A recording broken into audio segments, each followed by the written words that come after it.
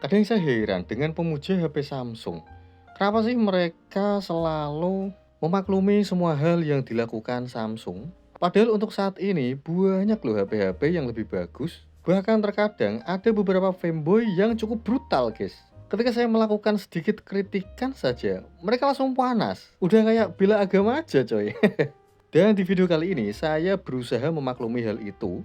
Dan saya berusaha memposisikan diri saya menjadi fanboy Samsung. Jadi di video kali ini saya akan gila-gilaan memuji HP yang saya pegang ini. Ini HP Samsung seri mid-range keluaran tahun 2023. Namanya Samsung A54. Untuk harga pasar, unit second dibanderol seharga 3 sampai 3,5 juta. Selisihnya cukup banyak dibandingkan dengan harga pada saat launching itu sekitar 5 sampai 6 jutaan, tergantung varian internal. Kalau untuk unit yang saya pegang ini, varian internalnya 256 GB. By the way, ini HP tebel banget coy. Oh maaf, sebagai seorang fanboy saya akan mengatakan ini nggak tebel tapi mantep banget. Dan bobotnya juga berat coy, 200 gram lebih. Artinya isinya padat banget dan dibuat dari bahan yang berkualitas. Ya, ini kata fanboy Samsung, termasuk saya. Desain kameranya dibikin membulat dengan ukuran yang sama. Terlihat estetik ya kan? Kesannya simple, minimalis, elegan, dan juga jadul coy. Sekarang ke bagian depan. Oh, ini layarnya juara coy. Pakai Super AMOLED dengan resolusi Full HD+. Tapi kan HP-HP sekarang juga pakai layar AMOLED bang. Ya anggap aja bagus lah, kata salesnya seperti itu.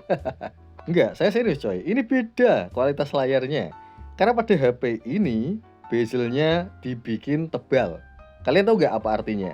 Jadi bezel yang tebal mengurangi potensi kerusakan pada LCD. Apa iya bang? Lalu bagaimana dengan seri flagshipnya yang bezelnya tipis? Ya itu penjelasannya beda lagi.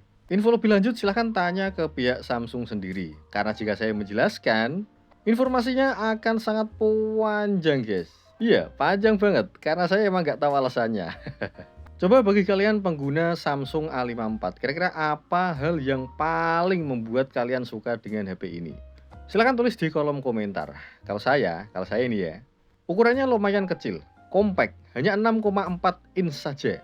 Zaman sekarang di tahun ini HP compact sudah jarang ditemui guys. Bahkan seri terbarunya Samsung A56 itu hampir 7 inch coy. Tidak sampai situ, satu lagi yang saya suka dari HP ini, atau lebih tepatnya di seri mid-range-nya Samsung. Kalian tahu nggak apa coba? Ya betul, tidak ada yang namanya fitur lightsaber. Karena fitur lightsaber hanya aktif pada seri flagshipnya Samsung saja.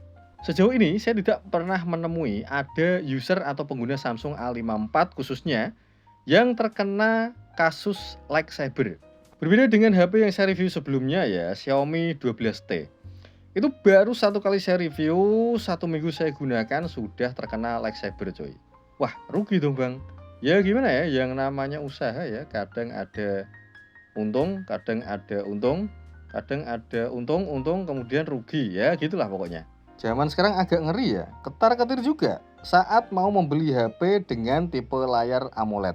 Mau beralih ke layar IPS terlihat jadul. Kalau saran saya, beli seri mid-range yang terbaru aja lah.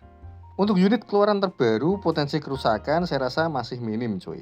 Setelah kasus lightsaber pada Xiaomi 12T saya, kemudian saya memutuskan untuk menjadikan HP ini menjadi HP daily driver saya. Dan setelah saya menggunakan selama 1 minggu, saya berkesimpulan HP ini cukup bisa diandalkan. Sangat bisa diandalkan malah untuk membuat tangan pegel. HP-nya compact, kecil tapi berat cuy. Feel genggaman juga kurang nyaman kalau menurut saya. Apalagi bezelnya yang cukup tebal ya itu lumayan mengganggu karena sebelumnya saya menggunakan bezel yang tipis-tipis coy. Satu lagi coy. Refresh rate-nya memang bisa sampai 120 Hz. Tapi tidak bisa di-set per aplikasi. Artinya beberapa aplikasi hanya jalan di 60 Hz saja tanpa bisa di-set. Setelah saya menggunakan seri Eco Z9, kemudian Eco 11, kemudian Xiaomi yang memang sangat bisa diandalkan soal refresh rate, kemudian menggunakan HP ini jadi agak sedikit adaptasi lagi. Kemudian untuk scrolling juga guys, saya merasa bahwasanya scrollingnya memang halus banget malah. Tapi terkadang ada sedikit delay atau nyendat. Kalian tahu nyendat nggak? Nyendat itu ya delay lah. Weh, tunggu coy.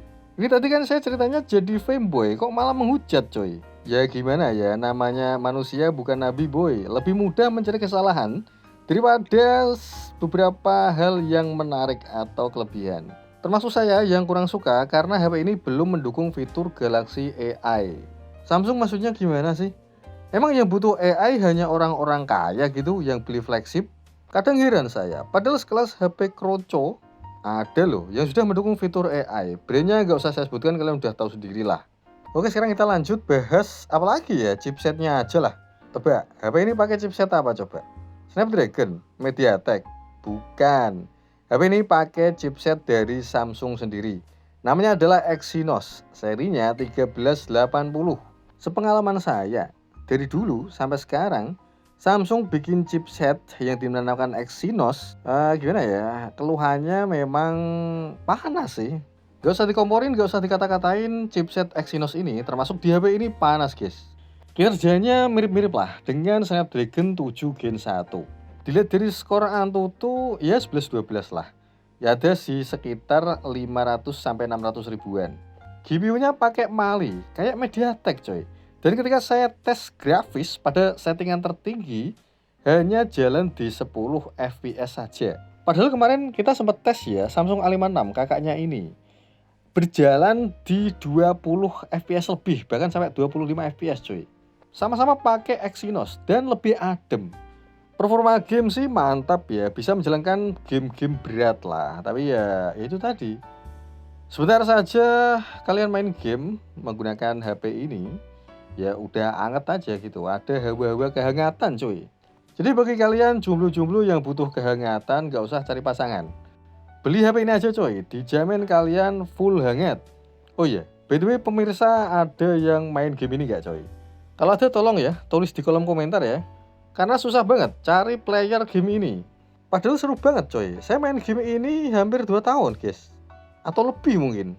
Seperti game-game lain, ini game berbasis leveling ya, tapi yang di-upgrade bukan cuma satu komponen atau satu hal saja, tapi banyak banget, dan itu yang bikin ketagihan coy. Eventnya tiap 1 minggu sekali, kemudian ada war antar klan juga. Dan setiap kali event permainannya ya mirip-mirip judi kayak gini lah.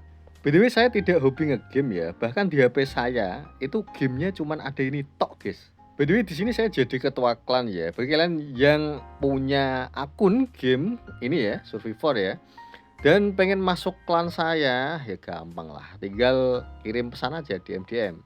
Tinggalkan komentar, nanti saya masukkan klan. By the way, klannya sudah OP banget coy. Anggotanya semuanya orang Indo semua. Memang kita fokuskan ke player Indo coy. Target saya sih tahun depan jadi top klan Indo. Tapi nggak tahu juga, karena banyak yang pensi.